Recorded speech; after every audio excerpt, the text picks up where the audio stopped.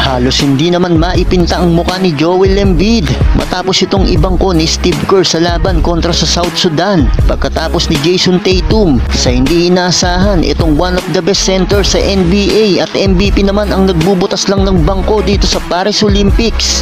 Well, ano nga ba ang dahilan kung bakit binangko ito ni Steve Kerr? Sinagot naman kaagad ito ng head coach ng Team USA mga idol. Ayon sa kanya ay gusto lang niyang sabayan itong South Sudan upang magkaroon ng better matchup ang Team USA laban sa kupunang ito. Dahil mabibilis at maliliksingang gumalaw ang mga player ng Sudan ay nais nga niya itong tapatan kung saan ay mabibilis din na player ang gagamitin niya sa makatuwid mga idol. Ang ibig sabihin ni Steve Kerr ay baka hindi makasabay itong si Embiid sa mga player ng Sudan dahil mabagal nga itong gumalaw. Kaya naman kahit masakit ay pansamantala niya itong ginawang DNP sa kupunan. Well, nangako naman si Steve Kerr na ibabalik niya ito sa lineup at sisiguraduhin makakapaglaro